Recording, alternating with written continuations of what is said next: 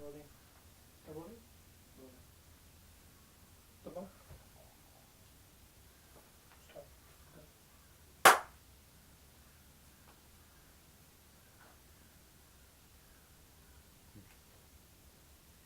So before we teach you about how to chant, let's look at what it is, how it works, where it comes from. In a nutshell, chanting is a complete strategy for bringing your mind to its most beneficial state and creating a foundation for your inner joy. There's a passage in the Bhagavad Gita, the ancient Sanskrit text on yoga, philosophy, and practice. It says, the mind can be your best friend or your worst enemy. Though we look for happiness through our experiences, it's our mind that determines whether any experience gives us pleasure or pain, or even whether we experience it at all. Our restless, uncontrolled minds, they pull our consciousness out of the present here and the power of the moment. And it's through our minds that we lament the past, what could have been or should have been. We look to the future, sometimes with fear or uncertainty, what could come. And we constantly judge things. Our minds dwell on sensual attractions, even when we know they're not good for us. And in this way, our own minds, they often stand in the way of our true happiness, which is why the Gita says it can be our worst enemy. But it can also be our best friend. In fact, that's what it's meant to be. In Sanskrit, this state of mind is called sattva. It's the quality of balance and harmony and truth and goodness. And meditation is meant to restore our minds to this state of sattva and give us the inner peace, the knowledge of our spiritual nature that we need to experience sustained happiness. And of all the meditation systems, we believe you're going to find that chanting the sacred mantras is the most effective. So, what's a mantra?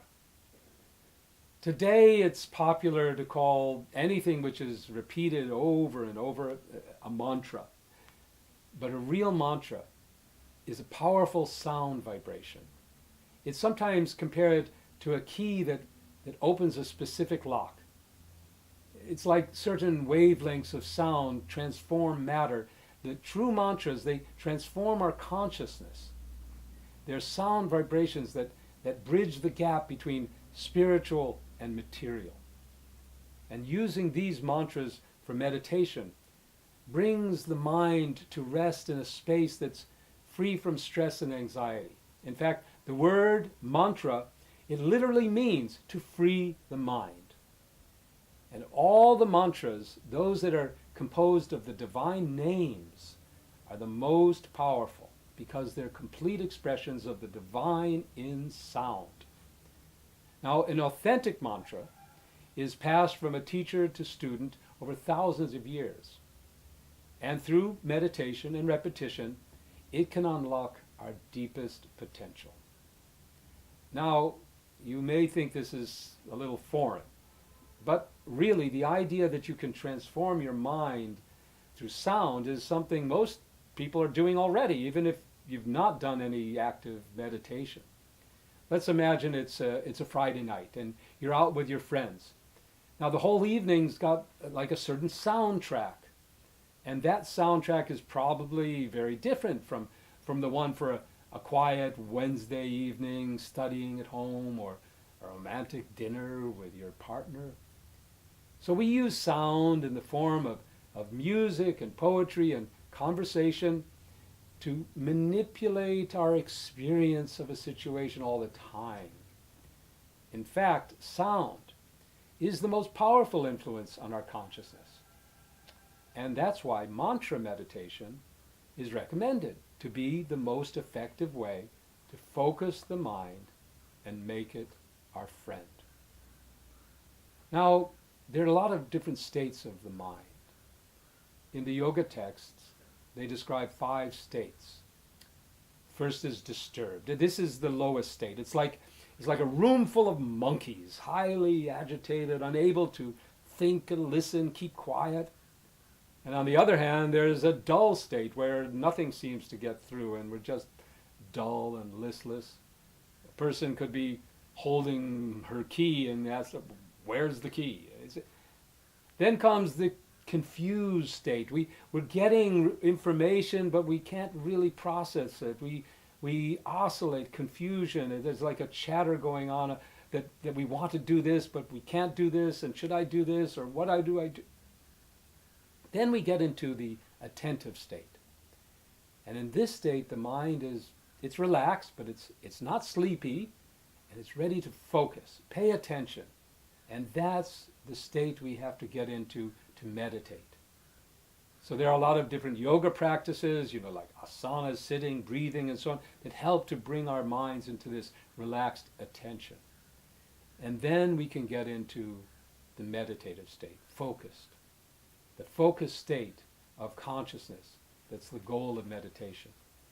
In this state, the mind doesn't distract us with random thoughts, but it's fully absorbed in the object of focus. And that object of focus could be anything. Could be a candle, a sunset, your own breath. But the most effective is the sound of the sacred mantra. The power of the divine mantra is such because it is literally God in sound. Not just an aid to meditation like listening to relaxing music, but it's an active participant in taming and transforming not only our minds but our hearts as well.